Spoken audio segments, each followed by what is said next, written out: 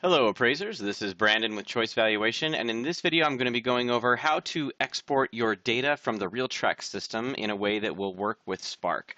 So in RealTracs it's actually fairly simple. All you do is you get into your MLS, you do your search for your properties, and then once you get into the result of that search, which you can see I'm in right now, then you simply choose the properties you want to load into Spark. So for example, if it's for your sales grid, obviously you don't want all these properties. I had 240 in here.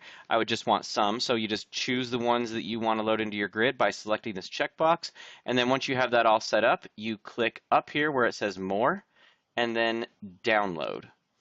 And then on this next screen, you basically leave these bottom two rows alone. Don't mess with those. Leave it at all and text.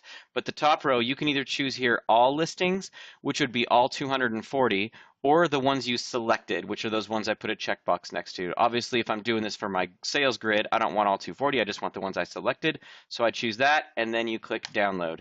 And then depending on the settings in your internet browser, it's going to download a file automatically, most likely to either your downloads folder or your desktop, or if you have other settings chosen in your web browser, then it will prompt you to either save the file or save it as or open.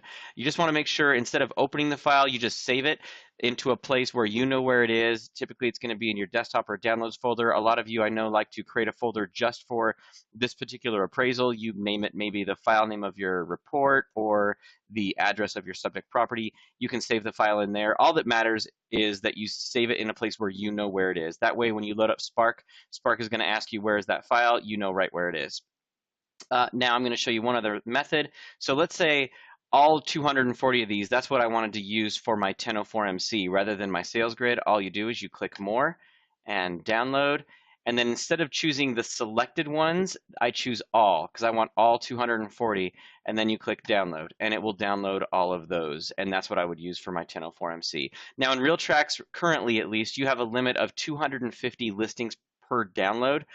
In Spark, you can load in multiple files for one specific situation. So for your competing properties, for example, let's say you want to do a historical analysis going back 5 years, maybe for some reason, then you can export that data in increments. So you can download 240 if that's 1 year, then do the next year, which is another, let's say 200, and then the next year, and you can tack on as many years as you want using multiple files into Spark. And Spark will also remove duplicates. That way you don't have the same listing in multiple files messing with your data. So there's other videos showing exactly how to do that as well. So when you get into Spark, just click the gear icon in the top right and select from one of those video options where you can watch me specifically showing you how to upload multiple files, for example, for your competing file.